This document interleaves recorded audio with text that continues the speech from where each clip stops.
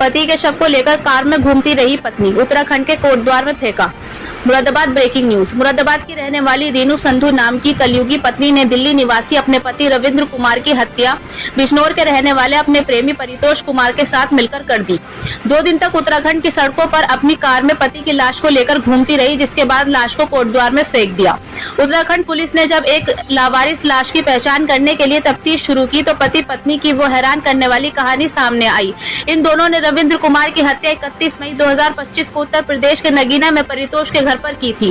पहले पति को अपने प्रेमी के घर पर शराब पिलाई, फिर फावड़े से गले पर वार कर दिया, जिसके बाद अब पति ने अपनी छाती पर फावड़े से वार करके उसके मौत के घाट उतार दिया। अपने प्रेमी के साथ मिलकर शव को कार में डालकर सबसे पहले उत्तराखंड के रामनगर के जंगलों में फेंकने का प्लान तैयार किया, मगर रामनगर के जंगल में मौका न मिलने की वजह से कोटद्वार चली गई। कोटद्वार में अपने प्रेमी परितोष की मदद से पत्नी ने अपने पति के शव को जंगल में फेंक दिया। 5 जून को शव को बरामद किया गया। पुलिस ने छानबीन करने के बाद रविंद्र कुमार की पहचान की। 17 जून को मृतक रविंद्र कुमार के भाई राजेश ने थाना कोटद्वार में तहरीर दी, जिसमें इस बात का जिक्र किया गया कि उनके मृतक भाई रविंद्र कुमार का 2007 में अपनी पहली पत्नी आशा देवी के साथ अनबन हो गई, जिससे वे हरिद्वार आ गए और हरिद्वार में उनकी मुलाकात रीना संधू से हुई।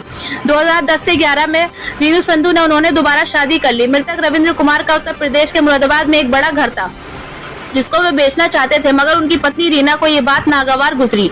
रीना फिजियोथेरेपिस्ट का काम करती थी, जिसके केंद्र पर परितोष अक्सर आता था। रीना को परितोष से प्रेम हो गया। अपने पति को रास्ते से हटाने के लिए रीना ने 10 लाख रुपए का ऑफर भी परितोष को दिया था।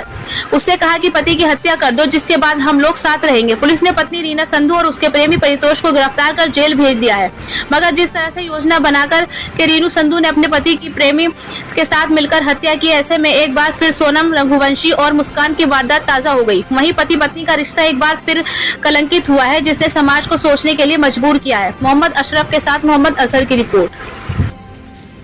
दिनांक 5 जून को दुगड्डा क्षेत्र के अंतर्गत एक व्यक्ति का शव बरामद किया गया था।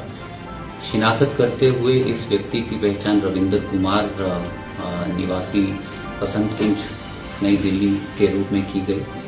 शव बरामद करने के उपरांत इनके परिजनों को इसकी सूचना दी गई और पोस्टमार्टम और पंचनामा की कार्रवाई हमारी पुलिस की टीम के द्वारा की गई। पोस्टमार्टम में ये पाया गया कि उक्त शव पर काफ़ी निशान हैं और कई चोटें भी हैं, जिससे ये प्रतीत हो रहा था कि शायद उक्त व्यक्ति का किसी ने मर्डर किया गया है। हमारी कोटद्वार पुलिस की टीम के द्वारा धारा 103 BNS अर्थात मर्डर के अंतर्गत मुकदमा पंजीकृत किया गया। अब विवेचना शुरू की गई।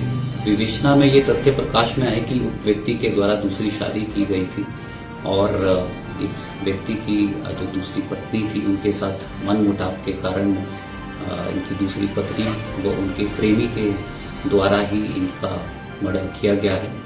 हमारी टीम के द्वारा विवेचना में जितने भी साक्ष्य हैं उनको एकत्रित किया गया। CCTV व सर्वेलेंस के माध्यम से हम लोगों ने मर्डर के जितने भी एविडेंसेस हैं उनको एकत्रित किया।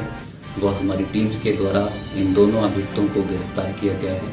गिरफ्तारी करने के उपरांत इन दोनों को आज माननीय न्यायालय में पेश किया जाएगा।